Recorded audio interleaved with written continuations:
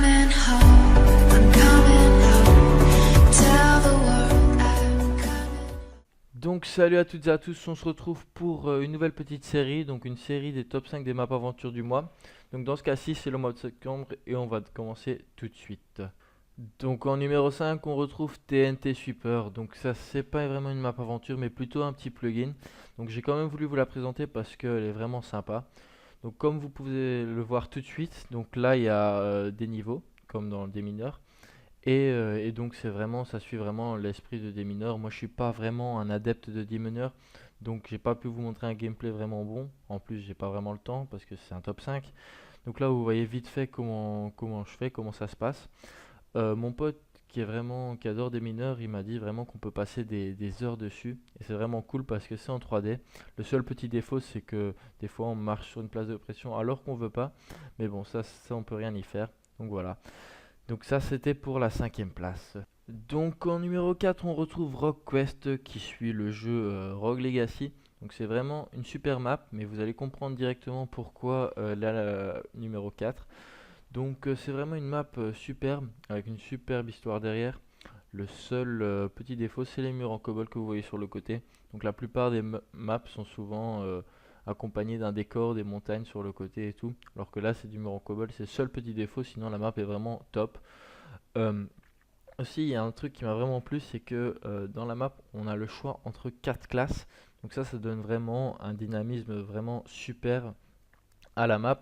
Donc selon les classes qu'on prend, il y a allez, la map ne change pas, mais la manière de jouer change. Certains niveaux sont beaucoup plus difficiles, certains niveaux sont beaucoup plus faciles. Donc ça c'est vraiment cool. C'est vraiment quelque chose qui m'a plu à cette map. Donc on se retrouve directement pour le numéro 3. Donc pour le numéro 3, on retrouve non pas une map aventure encore une fois, mais plutôt une map parcours. Donc une map que je vous présente parce qu'elle est vraiment super. Moi qui ne suis pas adepte des sauts et du parcours, j'ai vraiment quand même bien aimé. J'ai passé un peu plus de temps, j'ai passé une heure alors qu'on devrait passer 30-40 minutes. Mais c'était vraiment une super map quoi. Donc je vous avoue, pour certains niveaux j'ai un peu ragé, mais elle est vraiment sympa. Donc là vous voyez quelques sauts que je fais.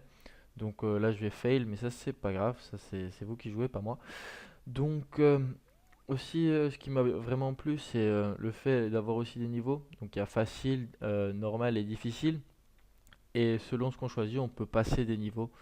Donc il y a aussi quelques subtilités, genre les carpettes sur lesquelles on peut pas sauter, parce que sinon on recommence. Donc tous ces trucs-là qui font vraiment de la map une map super pour ceux qui adorent le parcours. Donc on va tout de suite se retrouver pour le numéro 2. Donc nous voilà pour le numéro 2. Donc le numéro 2 c'est The Escapist. Donc c'est vraiment une map super. J'ai joué au 1 aussi. C'était vraiment une chouette map. Le 2 j'aime bien aussi. Malgré encore une fois les décors qui sont un peu moins bien. Ça en fait ça change pas grand chose parce qu'on est dans une prison. Donc ça influe pas vraiment. Ça m'a pas vraiment dérangé non plus. Ce qui m'a vraiment plu et la raison pour laquelle la map à la deuxième place, c'est surtout pour toutes les tâches qu'on peut faire. Il y a plein de trucs à prendre en compte, genre on a force, speed, intelligence, fatigue, comme vous pouvez voir sur le côté. Tout ça, en fait, c'est des trucs qu'on peut faire. On peut se battre pour avoir plus de force et tout. Donc, tous des trucs qui influent pour s'échapper plus tard, quoi.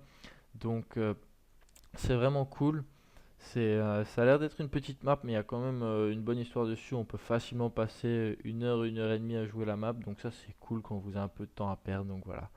Donc on va tout de suite se retrouver pour le numéro 1.